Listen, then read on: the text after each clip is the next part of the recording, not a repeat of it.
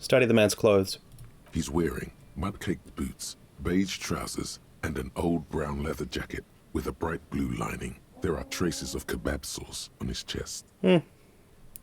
Ultimately, I think there's worse last moments than finishing off a kebab and a bottle of vodka before inadvertently snapping your own neck. But what do I know? The leather jacket suits him well. It must be custom-made. Search his pockets. You find some sunflower seeds and a rain-soaked library card folded into two. His jacket feels sodden and heavy under your hand. What about the sunflower seeds? I'll eat those. Good. We should take a look at that library card after this is done. Study the surroundings. There's some dried blood on the metal bench, right where the corpse's head rests. The floorboards are rotten and slippery wet around the hole. An empty bottle lies nearby. A chewing gum wrapper is clutched in his fist. Be very, very careful where you step here. Examine the chewing gum wrapper. Grabowski spearmint chewing gum. Green leaves on the cover. The man's mouth is half agape from the terror of the fall. I honestly half expected it to be apricot gum. But maybe that's Harry projecting. I assume that the apricot gum must have been his ex-wife's favorite brand or whatever. I'm gonna back off. Careful. The wind blows hard from the east. Examine the man's head. A dried chunk of blood covers the hair at the back of his head. An open wound. It's sticky and cold to your touch. This is what killed him. Yeah, I figured that out. I guess Harry hadn't yet. I don't see any other major wounds, do you? It's hard to say. Seems like the head wound was fatal. It's exactly the shape of the bench. Fatal. I like the even blend in Kim's accent of, like, Asian and French, it seems. Or maybe I'm just talking out of my arse. Examine the bottle. A .75 liter Tallulah vodka with its cap missing. There's hardly anything left inside. Hardly anything means there's some. Tear all around us. He looks at two other bottles near the coin-operated viewer, then at my yellow plastic bag. I'd prefer if you didn't collect them this time. It's not proper. I guess that explains why I didn't have the option. I'm gonna step back. The entire boardwalk creaks in the wind as you take a step back. What should we do with them? From where I stand, I can see two options. We either take the case and follow the leads to identify the body on our own, or we report back to the station and leave this for our colleagues to handle. Well, we already know that Harry is nothing if not tenacious. I'm sure that this isn't the first time I've taken on more than one case at a time. We found him. We should finish this. All right. We should first examine the library card you found. Then we can call the station from my kinema. Let them know we are taking the case. What do you think happened here, Kim? Death by misadventure. He slipped and fell through the boardwalk. A truly unfortunate accident. If it wouldn't have been for that bench, he'd be alive. Someone should be held responsible, but I know that it's not realistic, because from what the old lady in the fishing village told me last time, this place is unlisted. It's unincorporated territory at this point. What about the kebab? What about it? The deceased ate some kebab. It's probably from a nearby place, maybe in the parks. Sometimes a kebab is just a kebab. Do you think he was drunk? Oh, yes. What about alcohol poisoning and liver failure? Some symptoms of acute alcohol poisoning could have definitely played a role here. Severe confusion, respiratory depression, unpredictable behavior. But I think that death arrived through head trauma, not liver failure. Right. It does seem to be a pretty straightforward misadventure, although there's still a question of identifying the body. That's true. Who is this man? Looks like one of the locals. He'd have to know this spot to come here. You don't just walk over here. He looks south, the way we came. But that's just a lazy assumption. What do you think? Yeah, he looks like just another old drunkard to me. And he was married. The lieutenant points at the ring under the man's left hand. The flesh around it's swollen and grey. But let's try to not run ahead. For now, all we know is that he's an unidentified middle-aged man found dead on the Martinez boardwalk. Anti-object task force. Oh my. Love the artwork. Behold, the anti-object task force has assembled. God's avenging angel, arrayed against the lower emanations of the darkened one. Shoe racks, tape recorders, motor carriages, and doors. So many doors. You're not just pounding it all to pieces. You're reforging the universe, from the anvil of the heavens to the worms below. Indulge in it. Be bold. Have an impact on the shape of creation. Out of the furnace of your rage. A new reality. Also, you should trash your room again. I don't know if I'm drunk enough to cause further destruction to that room. It's already pretty much as decrepit as I imagine it could get.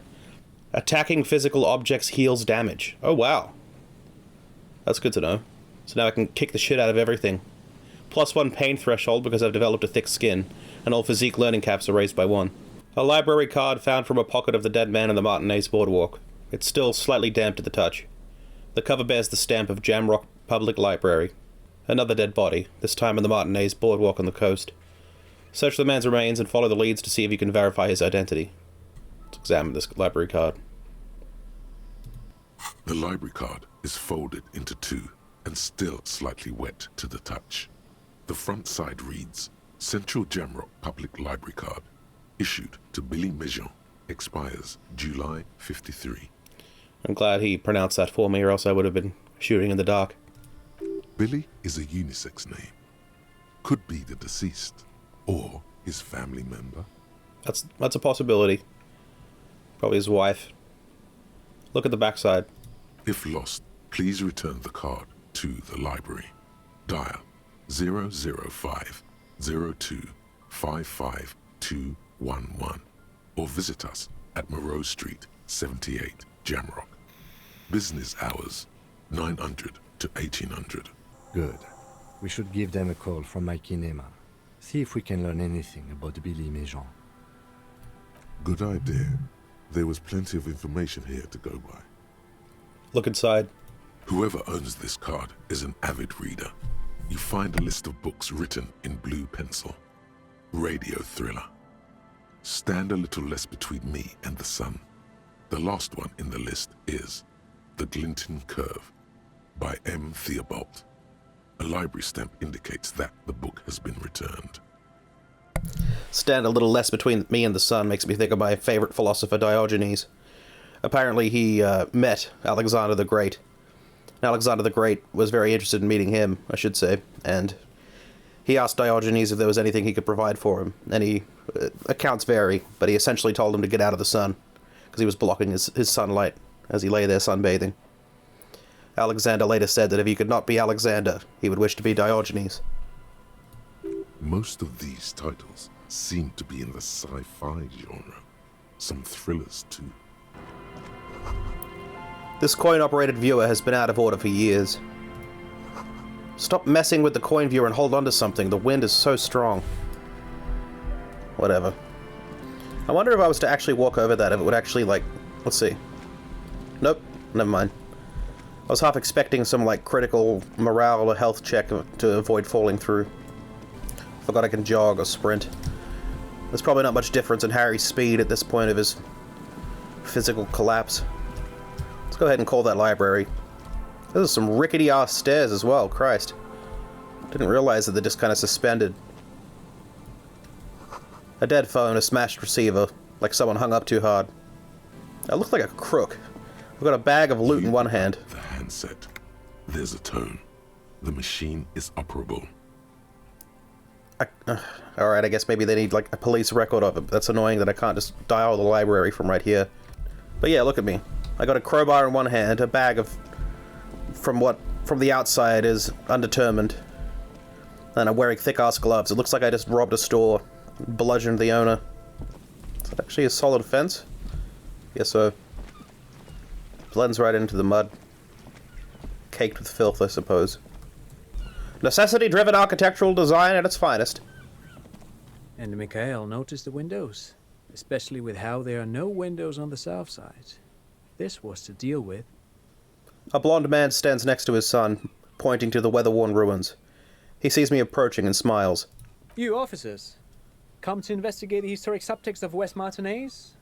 I'm Tran Hailostam. You must be Kim Kituragi, right? I was just telling my son about this building. Not a lot of people realize the historic significance here. Very rich in hypertext. What, but you don't recognize me?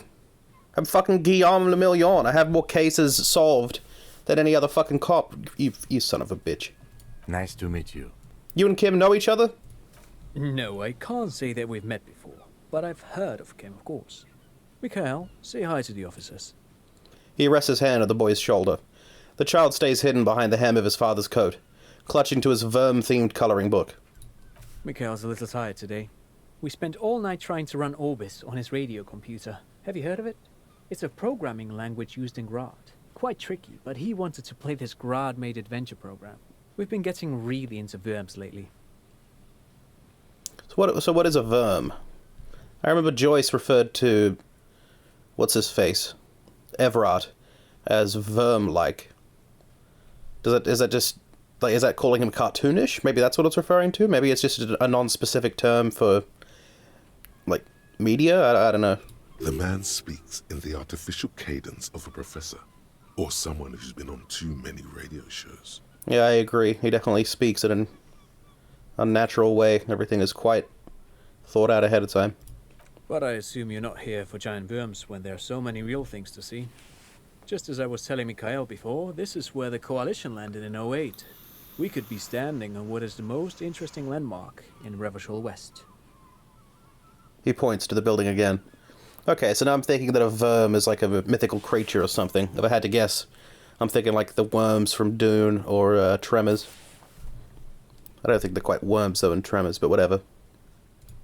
Wow, get a load of this guy. He really enjoys his trivia. The Orbis programming language was named after its inventor, Victor Orbis, a cybernetician from Grad.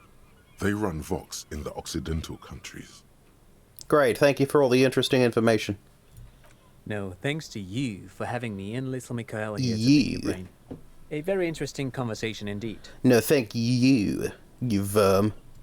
Pick your brain. If anything, this was rather one-sided. He did the talking. Whatever. Something about that man rubs me, and by extension Harry, the wrong way. Perhaps it's that he's retained his composure. He's younger than me, no doubt. He has a child and presumably a partner. Oh shit, let's rip these vents open. Oh, that was a good stash. Some Nosafed too. Very good. Lots of people out there miss the good old days. The fence blocks the path. No way on from here. You see, a once bright mural towering above you. The signage has peeled off over the years, but you can still make out Feld Electrical R&D. A slogan used to intertwine with the loops a long time ago. Now, only a shadow of peeled letters remains. It says, "Tomorrow is just a whisper away." Tomorrow is just a whisper away. Looks like tomorrow never came. The lieutenant raises the collar of his bomber jacket. How do I get into this damn church, then? Bars cover these long, dusty windows. How on earth? Perhaps under the boardwalk? There's like a cellar entry or whatever? I doubt they'd have a cellar in a fucking boardwalk, though. Doesn't that defeat the purpose? The remaining windows rattle from a strong gust of wind. They're covered in a thick layer of grime.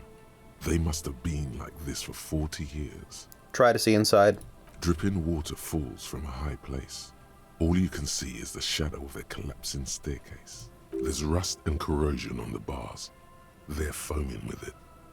And a small layer of white salt from the sea. I was going to say that surely my vision is better than Kim's, but I am wearing prescription lenses that are not for me. Lieutenant, can you make out what's inside? I point at the windows. No. I won't even try. He takes his glasses off. Oh, I cut him off a little bit. But yeah, he's ashamed of his poor vision. Wouldn't surprise me if perhaps the prescription lenses he wears are stronger. I don't know what the correct term is. I had a partner once. They called him Eyes, because he had to show me things. It's that bad. Can you still shoot, though? Well enough, actually. It's odd how that works. I'm no sharpshooter, but I pass my shooting courses 7 out of 10. That actually makes sense to me. It's largely muscle memory and such. With enough practice, you could... I mean, if you've ever seen the fucking Book of Eli, the ridiculous twist at the end is that, spoiler alert, he's blind. And despite that, throughout the movie, he proves like a prolific and capable fighter. But that's because of the hand of God. I think God has long abandoned us. The water runs from the west. The source is upstream. A broken pipe? What the hell? This feels unrealistically restrictive, but whatever. I'm not gonna question it. No boat in the boathouse today.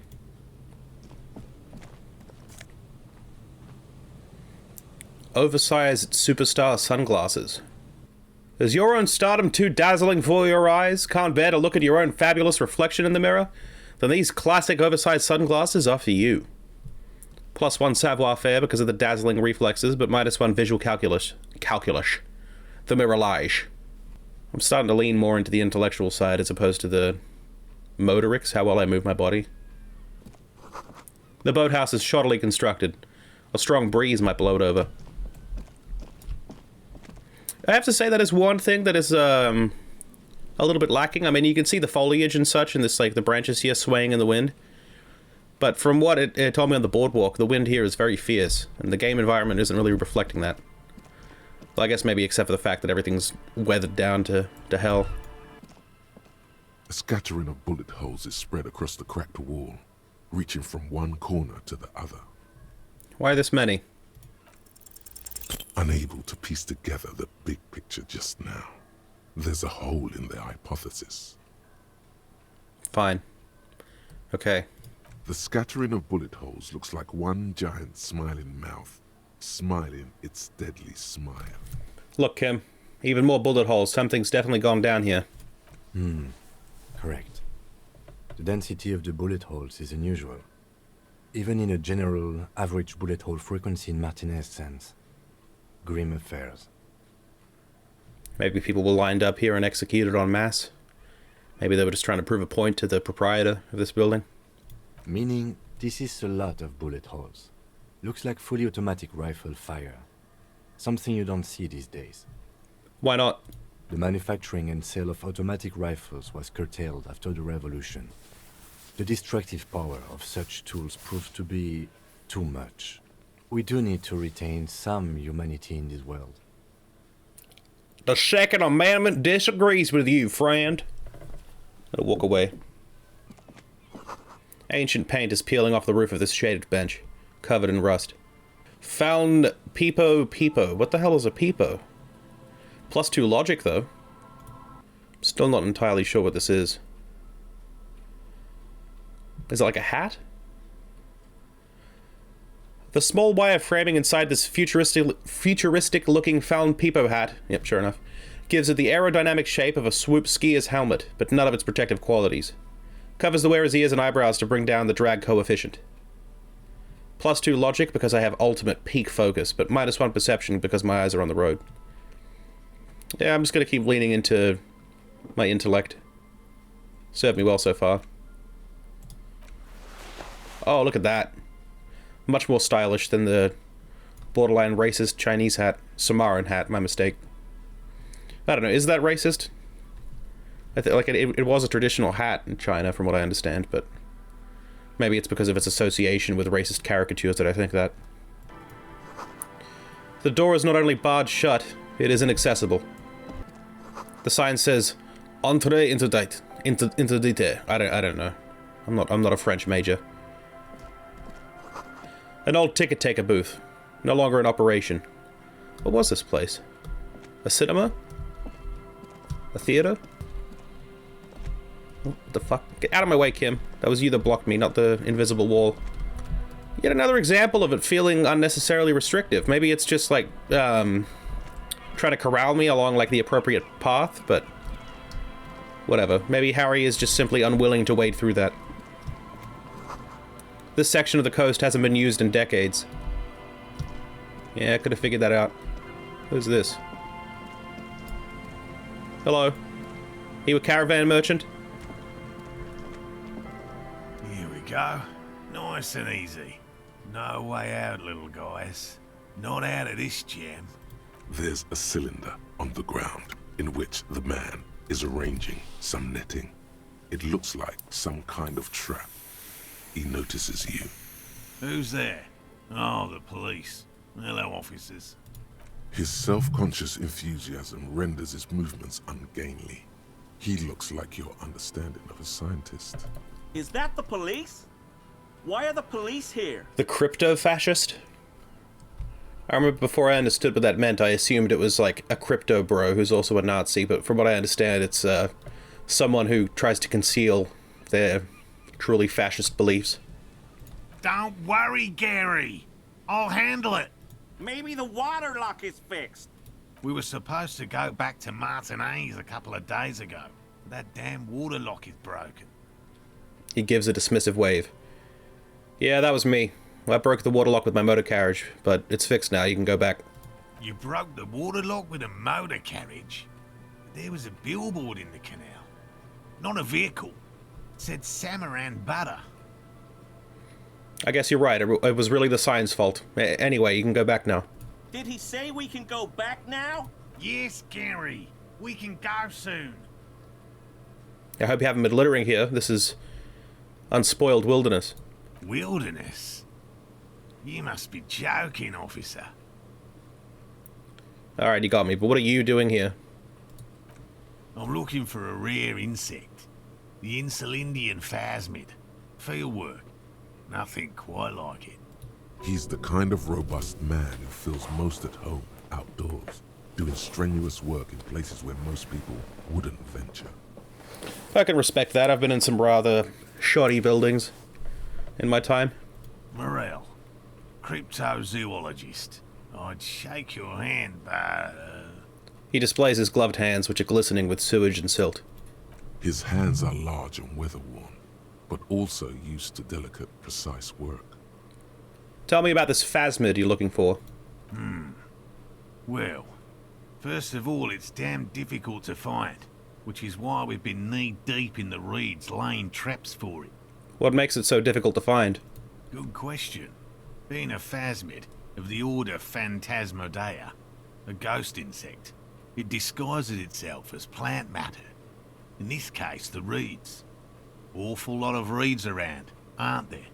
Does that mean that, like, any one of these, is it just, like, the tip of the reed, or is it such a fucking beast of an insect that it literally looks like a whole reed?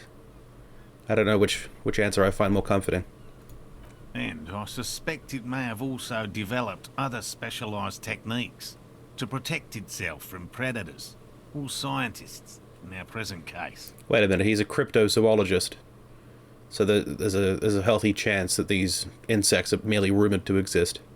Maybe out of superstition.